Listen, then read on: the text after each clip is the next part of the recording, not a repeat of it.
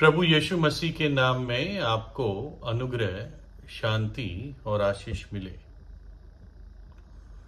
Bible बताती है पहला यूहन्ना 4:8 में कि परमेश्वर प्रेम है।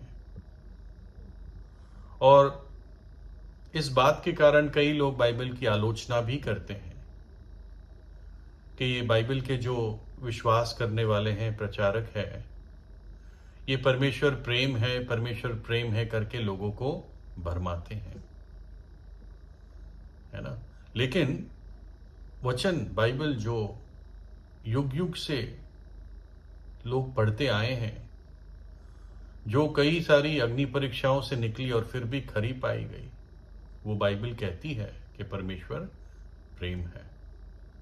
इसलिए कोई आलोचना कैसी भी करे, हमें यही कहना है जो बाइबल कहती है कि परमेश्वर प्रेम है। और क्योंकि वो प्रेम है, उसने प्रेम में ही मनुष्य की सृष्टि की और मनुष्य से प्रेम रखता है और मनुष्य की भलाई चाहता है। लेकिन मनुष्य पाप में होकर परमेश्वर से दूर चला गया, और यदि पाप में मर जाएगा तो नरक के दंड में जाएगा। और प्रेमी परमेश्वर नहीं चाहता है कि उसकी सृष्टि जो उसने अपनी समानता में बनाई, मनुष्य को अपने समानता में बनाया, परमेश्वर नहीं चाहता है कि मेरा प्रिय मनुष्य नरक के दंड में नाश हो जाए। और इसलिए क्योंकि वो न्यायी परमेश्वर भी है, इसलिए उसने अपने पुत्र को भेजा, प्रभु यीशु मसीह को, जिसने मनुष्य की सजा को अपने ऊपर उठा लिया कलवरी के क्रूस पर और अपना पवित्र लहू बहाया। अपने शरीर में हमारे पाप और पाप के दंड को उसने उठा लिया और तीसरे दिन मृत्यु में से जी उठा।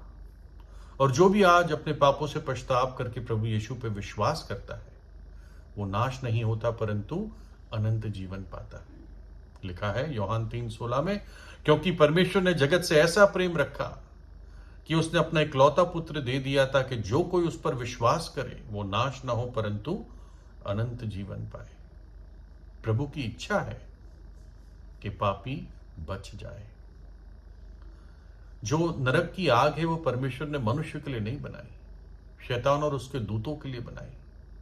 लेकिन अगर मनुष्य पाप में मरता है तो वो उसी अग्नि के कुंड में चला जाता है।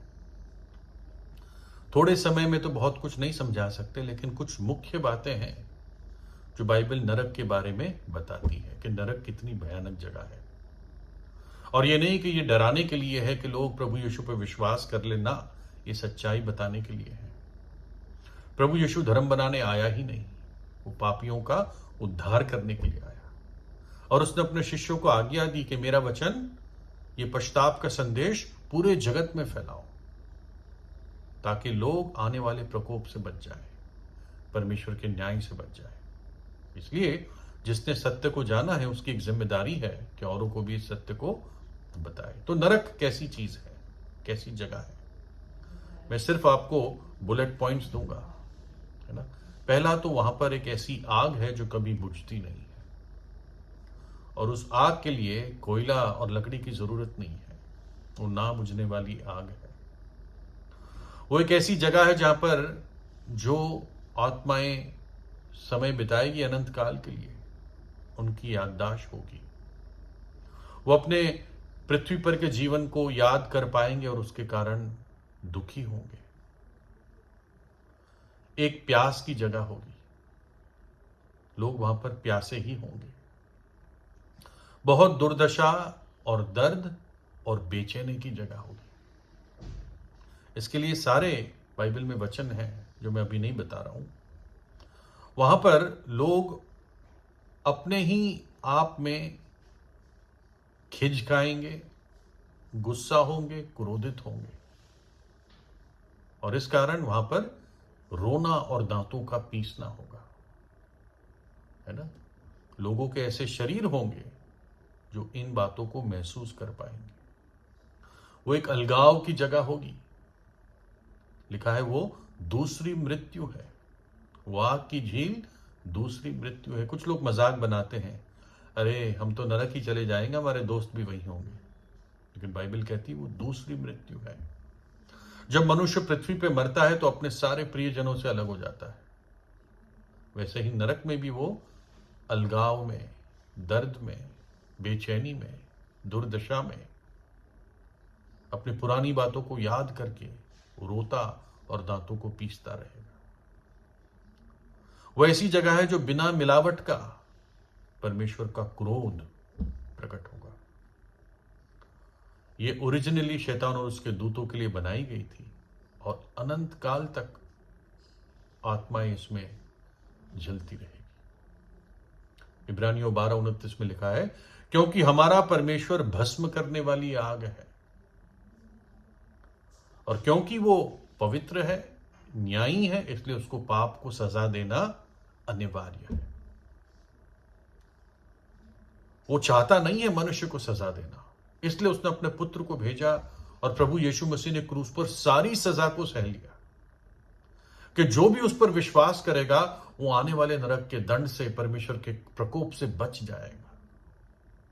लेकिन एक व्यक्ति जो अपने आप को ढीठ बना लेता है कि मैं तो पाप में ही जीऊंगा, मुझे कोई परवाह नहीं है, मौत के बाद क्या होता है, वो व्यक्ति भयानक स्थिति में है। एक परमेश्वर के दास थे जोनाथन एडवर्ड्स, और उन्होंने एक संदेश दिया था 1741 ईस्वी में, 1741 एडी, जो आज से 281 वर्ष पहले की बात है। और उस एक संदेश ने बहुत लोगों के जीवन को बदला। वो संदेश डरावना था लेकिन सत्य था। बाइबल की जो चेतावनियां थी उसको उसने वैसे ही बताया।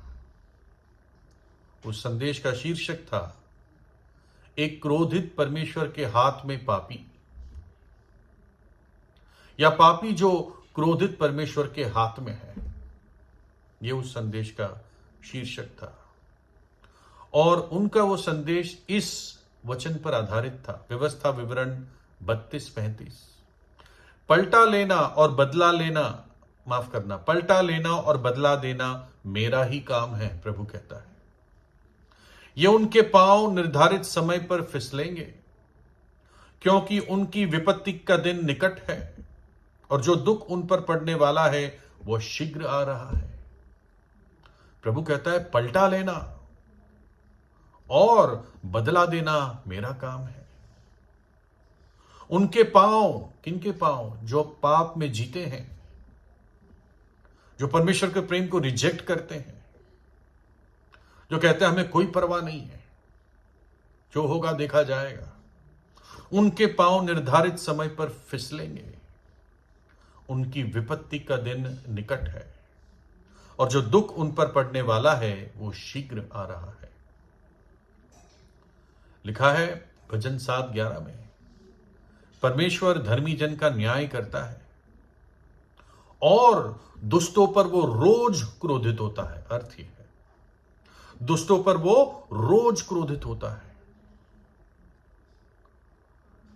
जोनाथन एडवर्ड्स कहते हैं कि जो पापी है बस वो नरक के उस कुंड के ऊपर ही है, बस परमेश्वर का हाथ उसको बचाए रखा है। जिस दिन परमेश्वर अपना हाथ हटा देगा वो उस कुंड में चला जाएगा अनंत काल के लिए। अगर उसने पहले पश्चाताप नहीं किया तो जब निर्धारित समय आएगा जो कोई नहीं जानता, परमेश्वर अपना हाथ हटा लेगा और वो पापी उस नरक के कुंड में, भयानक जगह में हमेशा के लिए चला जाएगा। उसका पैर फिसल जाएगा। जो बार बार डांटे जाने पर भी हट करता है वो अचानक नाश हो जाएगा और उसका कोई भी उपाय काम ना आएगा। जो लोग पाप में जीते हैं वो अपने विनाश की तरफ जा रहे हैं।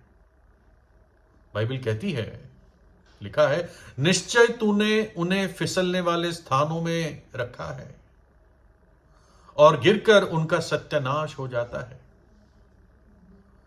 वो जो पाप में जीते हैं वो फिसलने वाली भूमि पे चलते हैं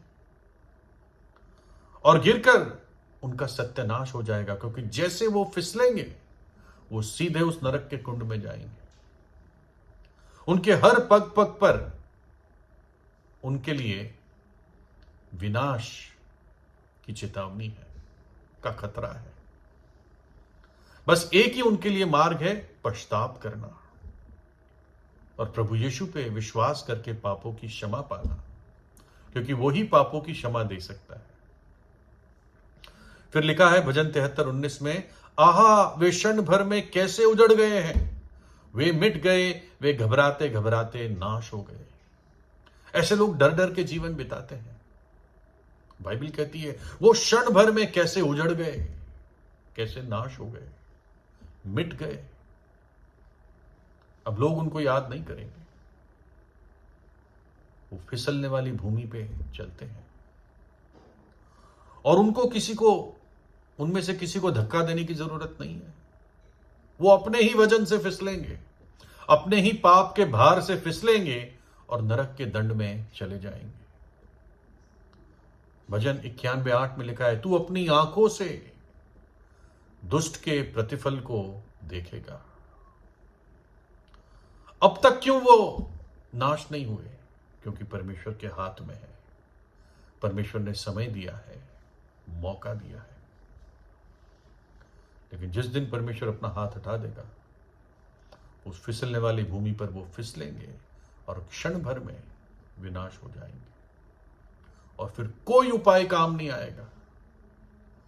एक मकड़ी का जाला बना हुआ है और उस पर आप एक बहुत बड़ा पत्थर फेंकते हो, क्या मकड़ी का जाला उसको संभाल पाएगा या पत्थर तोड़ता हुआ निकल जाएगा? वैसा ही वो पापी नरक में चला जाएगा, उसका कोई उपाय काम नहीं आएगा। उसके सारे जो तरकीब है वो उस मकड़ी के जाले की तरह है। उसकी सेहत हो, उसका पैसा हो, उसकी चालाकी हो, उसकी पूछ हो, उसकी पढ़ाई हो, उसकी जात पात हो, कुछ काम नहीं आएगा। वो सब मकड़ी का जाला है। परमेश्वर का क्रोध एक बांध के पानी की तरह है। जितना देरी से आता है उतना और फोर्स से आएगा। इसलिए बेहतर है व्यक्ति पश्चाताप कर ले। परमेश्वर के हाथ ने ही उस बांध के पानी को रोक के रखा है, लेकिन वो पानी बढ़ता जा रहा है, बढ़ता जा रहा है, बढ़ता जा रहा है, क्योंकि मनुष्य पश्चाताप नहीं कर रहा है। वो पापी जिसको ये वचन पहुंच रहा है वो पश्चाताप नहीं कर रहा है या कर रही है, और इसलिए वो क्रोध बढ़ता जा रहा है। एक दिन वो क्रोध ऐसे आएगा कि जैसे मैंने कहा, कोई उपाय काम ना आएगा, कितनी ताकत व्यक्ति लगा ले। जो परमेश्वर के क्रोध का धनुष है वो मुड़ा हुआ है, तीर लगा हुआ है। कब तीर चल जाए और वो तीर उस पापी के खून से नहा जाएगा ये नहीं पता। निर्धारित समय पर उनके पैर फिसलेंगे।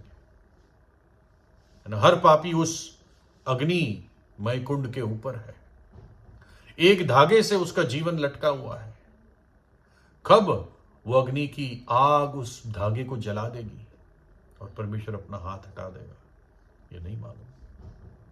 इसलिए मनुष्य खिलवाड़ ना करे, अपने पापों से मन फिराए, पश्चाताप करे। जो अपने पाप को मान लेगा और छोड़ देगा वो दया पाएगा। यीशु का लहू उसे पवित्र करके क्षमा कर देगा। लेकिन इन बातों को कभी हल्की ना ले। बाइबल की बातें सदा की बातें हैं। स्वर्ग और पृथ्वी टल जाएगी परंतु ये बातें कभी नहीं टलेगी। और ऐसा हुआ कि जब उन्होंने उनको बाहर निकाला तब उसने कहा, अपना प्राण लेकर भाग जा, पीछे की ओर ना ताकना और तराई भर में ना ठहरना। उस पहाड़ पर भाग जाना, नहीं तो तू भी भस्म हो जाएगा। उस पहाड़ पर भाग जा। वो पहाड़, वो चट्टान जो यीशु मसीह है, वहीं भाग जा। उसके चरणों पे शरण ले ले, उसके लहू से धुल जा। प्रभु यीशु से प्रार्थना कीजिए। प्रभु यीशु आपको आशीष दे।